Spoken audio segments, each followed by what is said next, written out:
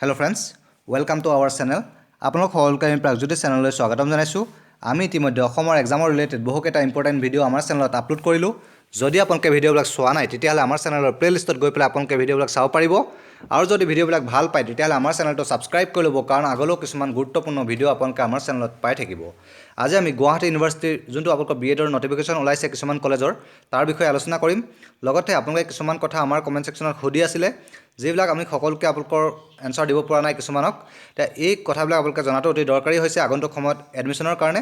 চ' এই কথাবিলাক আমি জানিবলৈ চেষ্টা কৰিম। আহক আজিৰ ভিডিঅ'টো আমি ষ্টাৰ্ট কৰোঁ। পোনপ্ৰথমে কিছুমান ছাত্ৰ ছাত্ৰী আপোনালোকে জানিবলৈ চেষ্টা কৰি আছিলে যে কলেজবিলাক ক'ত ক'ত আছে বা কলেজবিলাকত ছিট কিমান আছে, এই কথাবিলাক জানিব চেষ্টা কৰি আছিলে। এতিয়া গুৱাহাটী ইউনিভাৰ্চিটিৰ আণ্ডাৰত আপোনালোকৰ আমি জনামতে এতিয়ালৈকে 37খন college Guwahati university BEd college আছে। এতিয়া তাৰে কিছুমান আপোনালোকৰ কি হয় গভৰ্ণমেণ্ট কলেজ আৰু কিছুমান আপোনালোকৰ প্ৰাইভেট কলেজ। গভৰ্ণমেণ্ট আপোনালোকৰ 10ৰ পৰা 12খনমান কলেজ আপোনালোকৰ গভৰ্ণমেণ্ট আছে বুলি আমি গম পাইছোঁ। চ' এই যিবিলাক কলেজ আছে এইবিলাকৰ ভিতৰত আপোনালোকৰ যোনটো বাণীকান্ত কাকতি আপোনালোকৰ এখন কলেজ আছে, লগতে তেজপুৰ এখন কলেজ আছে, তেজপুৰ ডায়েট, বিশ্বনাথত আছে, তেনেকৈ আৰু কেইবাখনমান আপোনালোকৰ কলেজ আছে। আৰু বাকী যিখিনি কলেজ আছে এইবিলাকৰ কথা আপোনালোকে যদি জানে তেতিয়াহ'লে আমাৰ কমেণ্ট ছেকশ্যনত জনাব। কিছুমান ছাত্ৰ ছাত্ৰীৰ কাৰণে আপোনালোকৰ প্ৰয়োজন হ'ব, ঠিক আছে। গভৰ্ণমেণ্ট কলেজবিলাকৰ কথা কৈছোঁ। লগতে বাকী যিবিলাক আপোনালোকৰ প্ৰাইভেট কলেজ আছে, প্ৰাইভেট কলেজবিলাকৰ নাম আপোনালোকে ইয়াত নিশ্চয় দেখা পাইছে। যিসকলে আপোনালোকৰ এপ্লাই কৰিব বিচাৰি আছে তেওঁলোকে ওচৰৰ যিবিলাক আপোনালোকৰ প্ৰাইভেট কলেজ আছে, প্ৰতিখন ডিষ্ট্ৰিক্টতে আপোনালোকৰ কলেজবিলাক আছে নিশ্চয় গম পায় সকলোৱে। এই কলেজবিলাকত আপোনালোকে যাওক, গৈ পেলাই আপোনালোকে এপ্লাই কৰিবলৈ চেষ্টা কৰক। ইয়াত কলেজবিলাকৰ নাম নিশ্চয় আপোনালোকৰ 37খন কলেজৰ নাম আপোনালোকে নিশ্চয় দেখা পাইছে। সকলো কলেজৰ নাম পঢ়িলে বহু সময় লাগি যাব, চ' আপোনালোকে নিজেই চাবলৈ চেষ্টা কৰিব। তাৰোপৰি আৰু কিছুমান কথা এনেকুৱা ধৰণৰ আছে যে এডমিশ্যন নটিফিকেশ্যন কাৰ আহিছে এইবিলাক কথা জানিব চেষ্টা কৰিছে।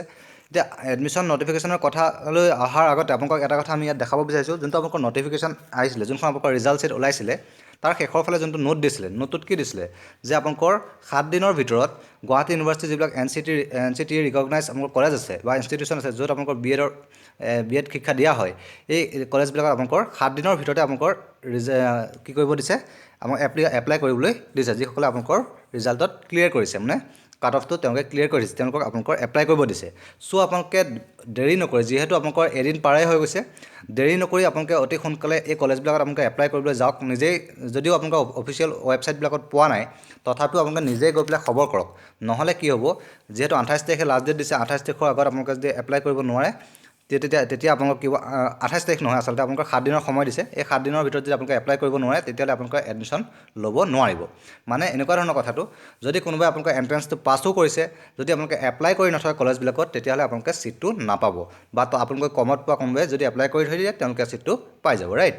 এতিয়া কোনবিলাক কলেজৰ আপোনালোকৰ নটিফিকেশ্যন ওলাইছে, এতিয়া ধৰি লওক যিবিলাক কলেজৰ ৱেবছাইট আছে, ৱেবছাইটবিলাকত আপোনালোকৰ নটিফিকেশ্যন আপোনালোকে নাপাব পাৰে। এতিয়া ধৰি লওক আপোনালোকৰ মঙলদৈ যোনখন আপোনালোকৰ চিটি আছে, বা ধুবুৰী PGTT আছে যোনখন, এইবিলাকৰ আপোনালোকৰ নটিফিকেশ্যন সকলোৰে ওলাইছে বুলি ধৰি লওক। কাৰণ আপোনালোকৰ যিহেতু ইউনিভাৰ্চিটিয়ে আপোনালোকৰ নটিফিকেশ্যন প্ৰভাইড কৰিছে যে 7 দিনৰ ভিতৰত আপোনালোকে এপ্লাই কৰিবগৈ লাগিব।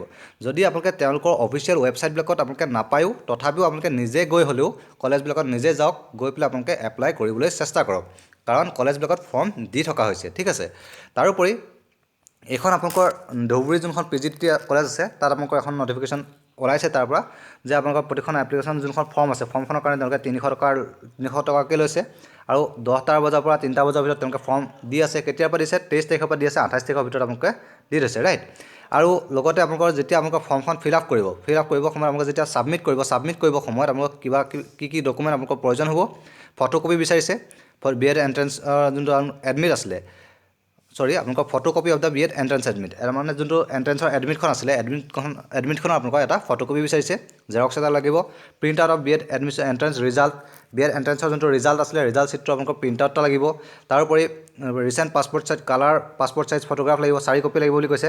এইবিলাক কথা মনত ৰাখিব। লগতে photocopy of SSLC admit card as প্ৰুফৰ কাৰণে, photocopy of the certificate marksheet of all semester of graduation যোনে কৰিছে, আপোনাৰ ডিগ্ৰী যোনে কৰিছে, সকলো ছেমিষ্টাৰ বা সকলো আপোনালোকৰ ইয়েৰৰ কি হ'ব লাগিব, মাৰ্কশ্বিটবিলাক লাগিব।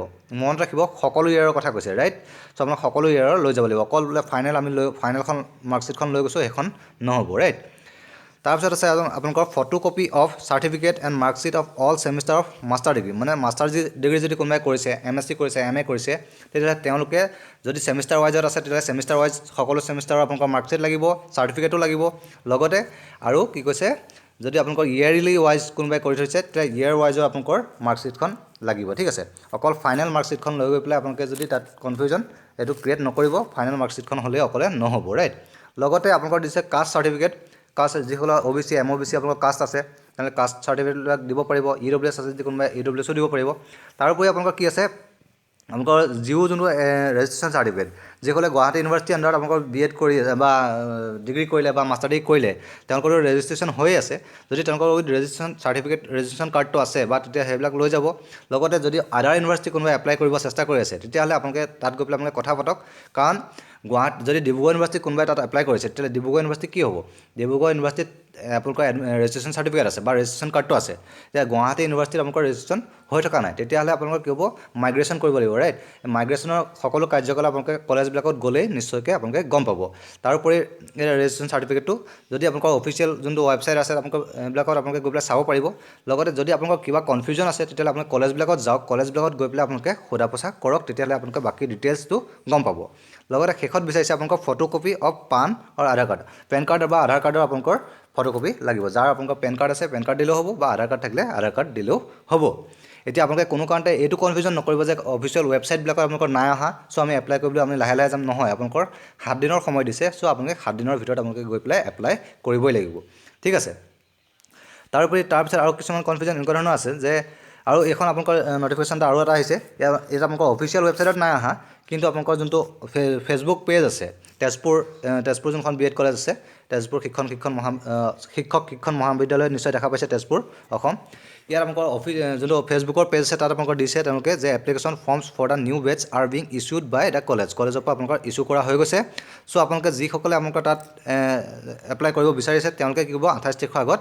গৈ পেলাই আপোনালোকে ফৰ্ম লৈ পেলাই আপোনালোকে লাষ্ট ডেট ফৰ্ম ছাবমিশ্যনৰ দিছে চ' আপোনালোকে ফৰ্ম লৈ পেলাই তাত 28 তাৰিখৰ আগত আপোনালোকে ছাবমিট কৰিব লাগিব ঠিক আছে এইবিলাক কথা আপোনালোকে গুৰুত্ব সহকাৰে লওক কাৰণ যদি আপোনালোকে লেট কৰি থাকে তেতিয়াহ'লে আপোনালোকে ছিটটো পোৱাত অসুবিধা পাব নেক্সট এইখন আপোনাৰ ৰঙিয়া টিচাৰ ট্ৰেইনিং কলেজৰ পৰা আহিছে তাত আপোনালোকৰ কি দিছে ফাৰ্ষ্ট ইয়াৰ যোনটো আপোনালোকৰ এই ইয়াৰটো 2020-21 নিশ্চয় দেখা পাইছে এই ইয়াৰটোৰ কাৰণে এডমিশ্যন নটিচ তেওঁলোকে উলিয়াইছে ইয়াত আপোনালোকৰ চাব ইয়াতে দেখিছে আপোনালোকে নিশ্চয় যে টোটেল ইনটেক কেপাচিটি কিমান আছে 100টা আছে ৰাইট এতিয়া প্ৰাইভেট কলেজবিলাকত মেবি আপোনালোকৰ সকলোতে আপোনালোকৰ 100ৰ ওচৰা-ওচৰি আছে আৰু গভৰ্ণমেণ্ট যিবিলাক কলেজ আছে তাত আপোনালোকৰ কিছুমানৰ আপোনালোকৰ 50ও আছে ৰাইট 50 চিটো আছে মানে এতিয়া এই ইয়াতে আপোনালোকৰ যিবিলাক গভৰ্ণমেণ্ট এখন যোনখন কলেজ আছে আপোনালোকৰ ৰঙিয়া কলেজখন আপোনালোকৰ কি হৈছে ডেপুটেড টিচাৰৰ কাৰণে 10টা চিট আপোনালোকৰ ৰিজাৰ্ভ কৰা হৈছে তাৰোপৰি আপোনালোকৰ কি হৈছে যিবিলাক ফ্ৰেছ কেণ্ডিডেট আছে ফ্ৰেছ কেণ্ডিডেটৰ কাৰণে 90টা চিট তাত ৰখা হৈছে ঠিক আছে যিহেতু আপোনালোকৰ প্ৰাইভেট কলেজ হয় চ' আপোনালোকৰ ৰিজাৰ্ভেশ্যনটো গভৰ্ণমেণ্টে যিটো দিছে তাৰ সেইটো হিচাপতে হ'ব EWSৰ কাৰণেও ৰিজাৰ্ভেশ্যন আছে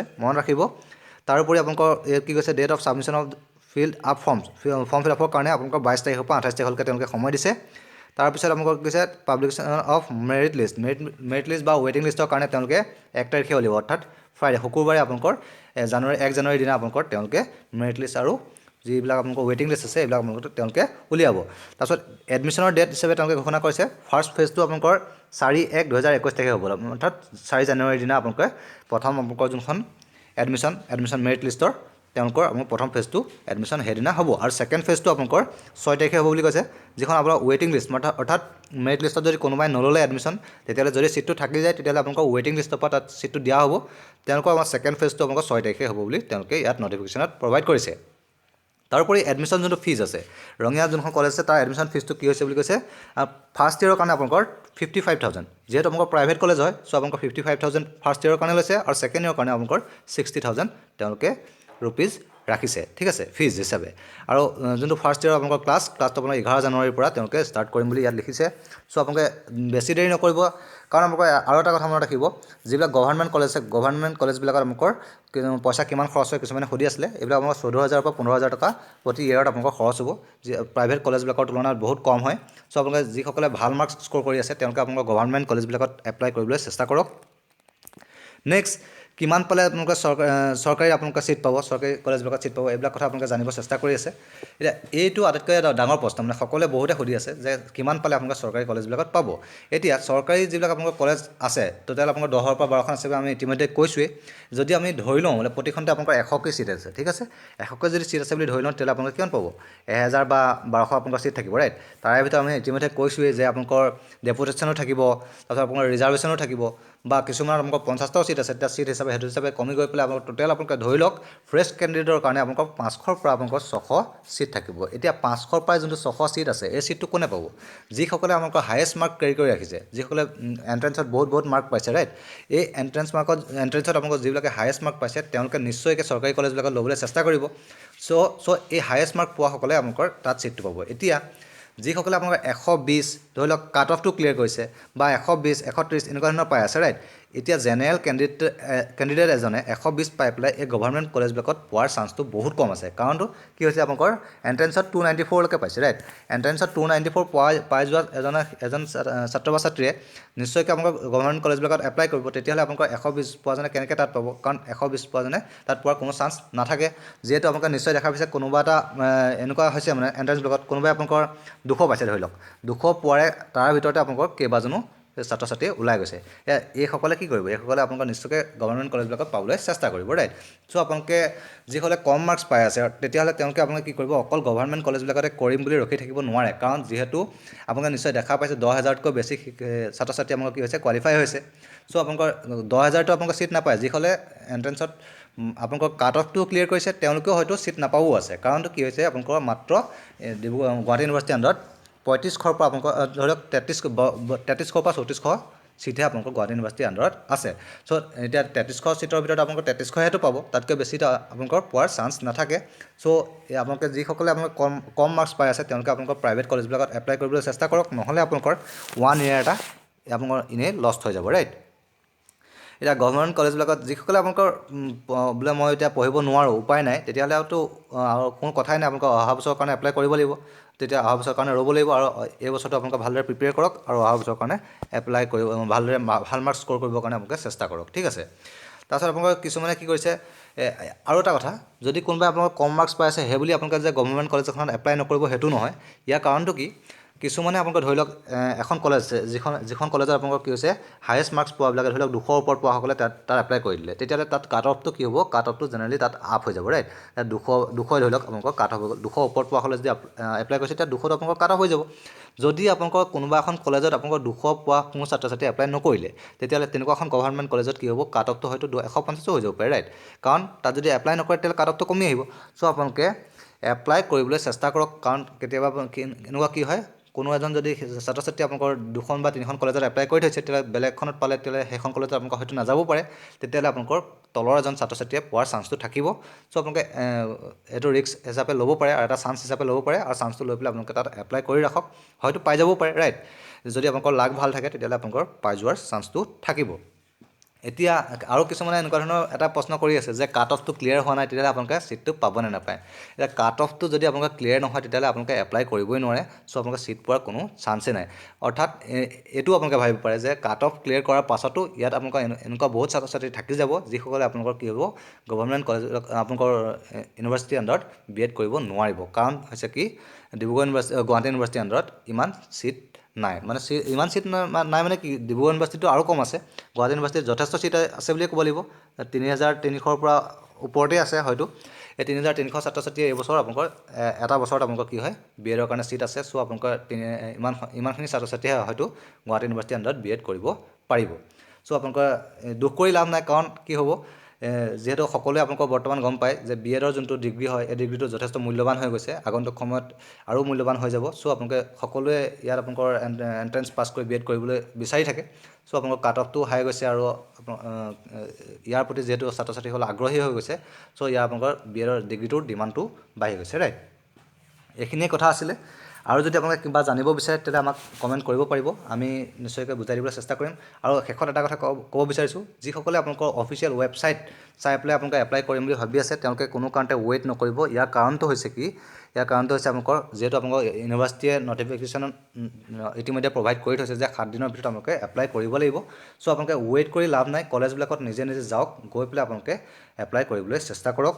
কোনো কাৰণতে ৱেইট কৰি ৰাখিলে যে যদি আপোনালোকে ৱেইট কৰি থাকে তেতিয়াহ'লে কি হ'ব, শেষত গৈ পেলাই আপোনালোকে এপ্লাই কৰিব নোৱাৰিব। তেতিয়া কি হ'ব, আপোনালোকৰ কম পোৱা ছাত্ৰ ছাত্ৰীয়ে BEdত এডমিশ্যন লৈ ল'ব পাৰে আৰু আপোনালোকে এডমিশ্যন নোপোৱাকৈ থাকি যাবলগীয়া হ'ব পাৰে, আৰু তেতিয়া আপোনালোকৰ 1 year এটা ৱেষ্ট হৈ যাব ৰাইট চ' আপোনালোকে যিসকলে ভাল মাৰ্কছ স্ক'ৰ কৰি আছে তেওঁলোকে বা যিসকলে আপোনালোকৰ কাট অফটো ক্লিয়াৰ কৰি থ'লেও 2-3খনমান কলেজত আপোনালোকে এপ্লাই কৰি ৰাখক কাৰণ যদি আপোনালোকৰ কোনোবাই ছিট নলয় তেতিয়াহ'লে আপোনালোকে কি হৈ যাব ছিটটো খালী থাকিলে আপোনালোকক নিশ্চয়কৈ তাৰ পৰা কলেজৰ পৰা মাতিব ৰাইট আৰু শেষত আৰু এটা কথা আছে যে কিছুমানে জানিব বিচাৰিছে যে যোনটো আপোনালোকৰ ৰেজিষ্ট্ৰেশ্যনৰ কিছুমানৰ প্ৰব্লেম হৈছে ৰাইট ৰেজিষ্ট্ৰেশ্যনৰ প্ৰব্লেমটো আপোনালোকে যিবিলাক আপোনালোকক ইতিমধ্যে কৈছোঁৱে আমি যে গুৱাহাটী ইউনিভাৰ্চিটিত যিসকলে আপোনালোকৰ ৰেজিষ্টাৰ কৰি ৰাখিছে তেওঁলোকৰ কোনো প্ৰব্লেম নহয় কাৰণ তেওঁলোকে আপোনালোকক তাত গৈ পেলাই ৰেজিষ্ট্ৰেশ্যন কাৰ্ড দেখালে আপোনালোকৰ হৈ যাব আপোনালোকে ধুনীয়াকৈ এপ্লাই কৰিব পাৰিব আৰু ডিব্ৰুগড় ইউনিভাৰ্চিটিত যদি কোনোবাই ৰেজিষ্ট্ৰেশ্যন আছে ডিব্ৰুগড় ইউনিভাৰ্চিটি কোনোবাই পঢ়াই তাত এপ্লাই কৰি থৈছে কৰিব বিচাৰিছে তেতিয়াহ'লে কি হ'ব আপোনালোকে মাইগ্ৰেশ্যন চাৰ্টিফিকেট ল'ব লাগিব তাৰ বিষয়ে আপোনালোকে অফিচিয়েল যিবিলাক অফিচ আছে মানে কলেজবিলাক আছে কলেজবিলাকত গৈ পেলাই